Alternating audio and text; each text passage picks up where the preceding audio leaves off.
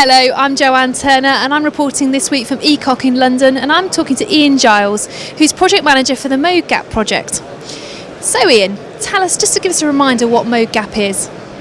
Modegap is a collaborative research and development project involving European partners, funded partially by the Framework 7 programme from the EU.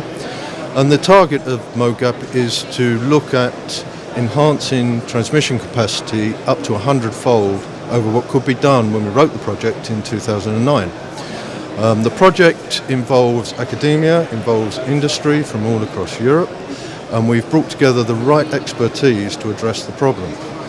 Now, to increase capacity, there are several challenges. We are looking at spatial division multiplexing techniques. We have chosen to look at multi-mode transmission, so we're using the modes of the fibre to increase the number of channels. To do that, there are several possible methods. So we're looking at standard solid core fibres, looking at up to 4 modes, giving us 12 channels, that's 6 spatial modes and 2 polarisation modes. We're looking at using new fibre types, such as photonic bandgap fibres. So using hollow core fibres, we're able to increase the non-linearity threshold and transmit more information that way. And we're also looking at a new transmission window in the 2 micron region.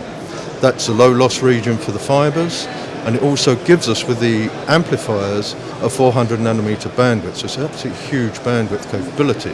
So looking at each of these techniques, we have the possibility of enhancing bandwidth or enhancing capacity transmission up to the 100-fold we're targeting. And what progress has been made so far with the project? It's been very good, actually. We've progressed in each of those areas. In the first area, we showed at ECOC at post-deadline last year, 57.6 terabit transmission over 119 kilometres. That's 6 channels, independent channels, and high order modulation. We've also shown at OFC, post-deadline again this year, the similar sort of performance over photonic bandgap fibres. So on those 2 strands, we've shown high transmission capacity and the ability for the modal system to work. We've also had very good results at 2 micron. We've shown the first WDM operation in 2 microns and the first transmission over photonic bandgap fibres. So in terms of each of the areas, we are well placed and we've had record results globally from there. So the project's doing extremely well now. Excellent. So what's next? You've got a year to go. So what's going to happen in that next year, and what's next?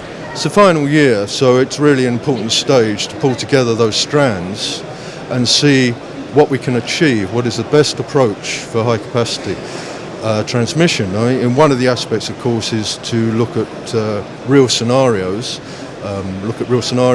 in terms of transmission, real scenarios in terms of cost and energy consumption. To that end, we have one of the partners has just undertaken a field trial in Austria on live network and shown 3 possible upgrade scenarios to bring few mode fibre into single mode network, and they've proved quite successful. There are different options for doing that, for looking essentially at traffic hotspots. Now what we want to do is build on that, and then I think at the end of the project leave the final stage with some idea of where the technology can go in a real situation. So is this technology the proper approach to enhance capacity in the future? So we're really looking forward to those results next year.